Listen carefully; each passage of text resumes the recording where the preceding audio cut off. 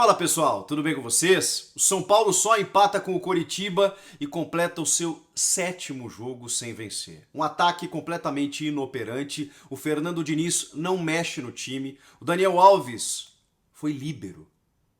Tem que mudar, alguma coisa precisa mudar no tricolor. Chega mais, eu sou o Chico Garcia, inscreva-se no canal e vamos juntos!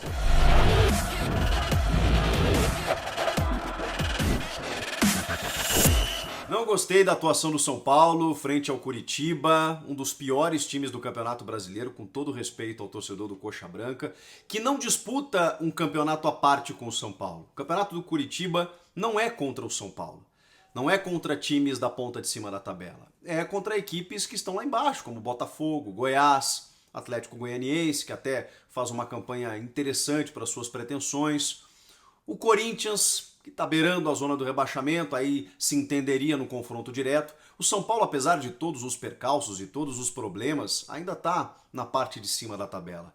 E precisava vencer o jogo. O Coritiba, se pontuasse hoje, estava bem. O Coritiba precisa ganhar os seus jogos contra os seus concorrentes lá embaixo, na zona do rebaixamento. E o São Paulo vem de uma sequência terrível. São 7 jogos agora sem vitória. 3 pelo Brasileiro. Eram 3 pela Libertadores, né? O quarto agora. 3 pela Libertadores, 3 pelo Brasileiro, e esse foi o quarto pelo Campeonato Brasileiro, que o São Paulo não consegue ganhar. Mas não é que só não consegue ganhar. O Fernando Diniz vai para a entrevista coletiva e fala que o segundo tempo, por exemplo, contra o Coritiba, o São Paulo venceu o jogo. Só que ele esquece que o jogo tem 90 minutos, né? O São Paulo não foi agredido pelo adversário, ficou mais com a bola, criou mais chances. O goleiro Wilson do Coritiba fez uma grande defesa, uma importante defesa, num chute do Daniel Alves de fora da área. Só. São Paulo chegou ao seu empate através de uma bola parada, que conta também, faz parte do jogo, evidentemente, com o Daniel Alves cobrando uma falta, a bola bate na mão do Hugo Moura, e aí o Reinaldo acaba marcando de pênalti o empate. É muito pouco, né, gente? É muito pouco. Mas vamos começar do começo. Porque o Fernando Diniz, ele se abraça em algumas ideias e ele não abre mão dessas suas convicções.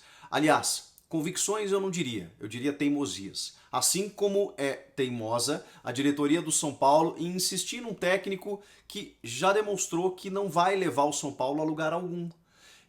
Eu sou admirador das ideias do Fernando Diniz, mas também preciso reconhecer que ele não consegue transformar essas suas ideias na prática. Ele não consegue traduzir isso no campo. Ele até agora é um técnico derrotado. Ele caiu para o Mirassol no Campeonato Paulista, ele caiu na fase de grupos da Libertadores, algo que não acontecia para o São Paulo desde 1987. Ele não ganha clássicos, ganhou do Corinthians recentemente, que também está numa crise terrível, jogando no Morumbi. Então assim, e já sabemos que o São Paulo não vai ser campeão brasileiro. Não vai. E na Copa do Brasil pode acontecer com esse futebol. Não sabemos nem se passa pelo Fortaleza. Na verdade, a tendência é que não passe. Então, assim, aonde a diretoria quer chegar? Aonde esses caras que comandam o São Paulo querem levar o São Paulo? Não querem, né? O São Paulo hoje, sem personificar no Diniz, ou no Raí, ou no Pássaro, ou no Leco, ou nos jogadores, no Daniel Alves, no Igor Gomes, no Pablo, no Reinaldo, sem personificar. O São Paulo me parece aquele funcionário demissionário que já sabe que não vai ter o seu contrato renovado e que vai trabalhar sem motivação alguma. Por que que o Raí, o Leco e os homens que comandam o futebol do São Paulo não mudam o comando técnico do Diniz? Porque seria assumir os próprios erros. Por que eles vão mudar o Diniz se na verdade o problema está na origem também? Está na escolha, está na decisão inicial. Se eles mexerem no Diniz, quem é que mexe com eles? Ninguém, né? Porque essa gestão está terminando, tem 2 meses para a eleição, e eles vão empurrar com a barriga, e o São Paulo virou isso. O São Paulo virou um time que empurra com a barriga, em que as pessoas que comandam o São Paulo estão preocupadas com outra coisa e não com futebol. Vão esperar o São Paulo cumprir tabela no Campeonato Brasileiro e ponto, e faz a transição bastão à toma que o filho é teu para o próximo presidente. É isso que está acontecendo. Então, assim, eu lamento, torcedor são paulino, para você que está assistindo esse vídeo, porque vai ser mais um ano sem título, sem nada, sem graça, se irritando a cada rodada. para que numa próxima gestão o São Paulo recomece do zero. Porque aí sai Raí, sai Leco, sai Pássaro, sai Diniz, sai todo mundo. Dependendo do técnico que vier, alguma limpa no vestiário. E aí o São Paulo pode pensar em alguma coisa maior. O Coritiba, como eu disse, estava na dele hoje. Queria pontuar. Se conquistasse uma vitória, melhor ainda. Talvez o Jorginho tenha sido até pouco ousado, porque dependendo das circunstâncias do jogo, dava para especular um pouco mais. É o pior ataque do Campeonato Brasileiro, mas não pode se contentar com isso, né? E vejam só, o pior ataque do Campeonato Brasileiro precisou de 5 minutos. 5 minutos para fazer um gol no São Paulo.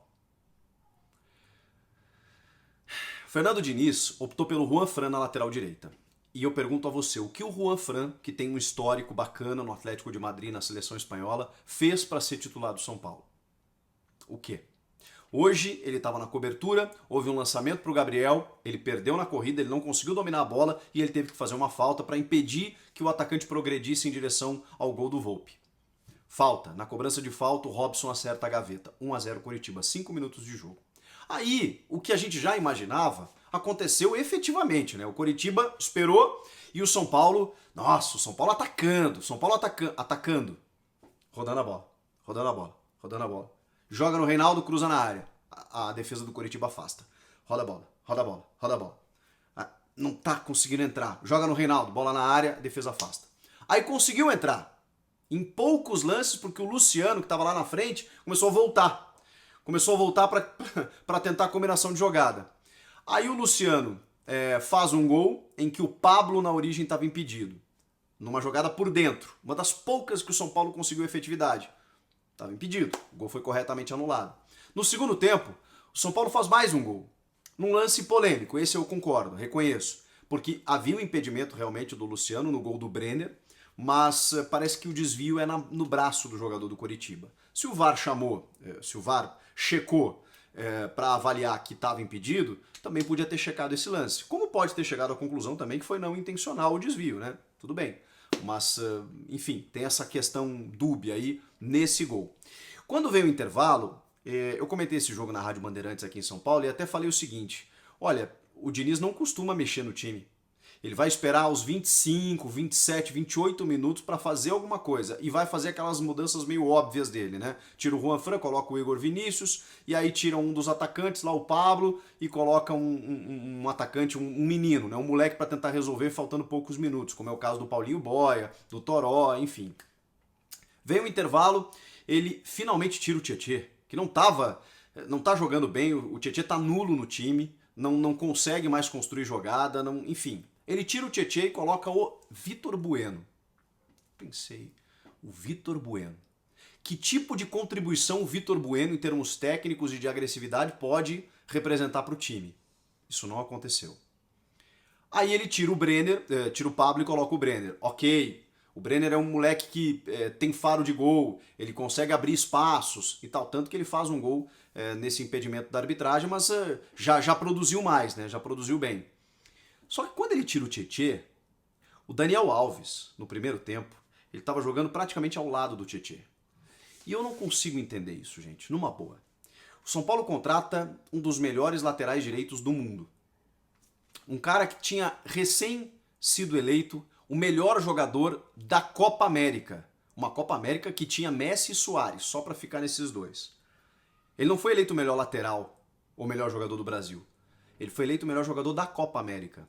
Jogando como? Como lateral.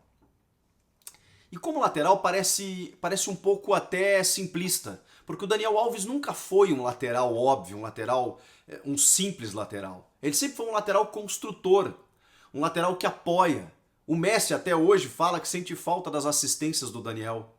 O que ele quer no São Paulo jogando no meio? E mais do que isso, ele jogou como um primeiro volante. E ele termina o jogo jogando como um líbero, entre os zagueiros, para começar a jogada. Gente, para um pouquinho. O São Paulo tem um cara com a representatividade do Daniel Alves, que pode pisar na área, que deveria pisar na área, que deveria estar lá na frente para combinar a jogada, que deveria ser um ala, um ala construtor. E ele fica, parece que trabalhando no registro de um cartório, só carimbando bola no meio de campo. É muito pouco, cara. É muito. Não dá pra acreditar no que o Daniel Alves tá fazendo com o São Paulo. E aí assim, mas eu não quero jogar na lateral. Só um pouquinho. Desculpa. Aqui você é funcionário. E é essa insubordinação que eu não consigo entender. Eu não consigo entender. O jogador não pode ser maior que o clube. Nenhum jogador é maior que o clube. Muito menos o Daniel Alves, né? Que chegou ontem. E que parece não entender onde tá. Parece não entender que veste a camisa do São Paulo. E precisa alguém chegar no Daniel e dizer, cara, porque a conduta dele fora de campo não tá legal também com esse momento que o São Paulo tá vivendo. E dentro de campo, falta mais dele. Tanto que o lance mais perigoso do São Paulo é um chute de fora da área, mas na entrada da área quando ele avança um pouco. Porque ele tem qualidade para isso, ele tem que estar ali. Mas não pode o Fernando Diniz colocar ele de líbero. Espera um pouquinho. Como ou as jogadas eram do São Paulo rodando a bola na entrada da área ou jogando para o Reinaldo cruzar, por que você não coloca um cara como o Trellis, por exemplo? Com toda a restrição que você, São Paulino, possa ter em relação a ele. Eu digo pela característica. Pois bem, o Diniz colocou o Trellis. Eu não vou mentir para vocês, se você viu o jogo. Faltando 10 segundos para terminar o jogo, ele colocou o Trellis. Faltavam, eu vou repetir, 10 segundos. Ele teve, até o momento que ele entrou, porque tinha um escanteio para o São Paulo pelo lado direito, ele tinha 5 segundos para resolver o jogo. Ah, tá de brincadeira comigo, né?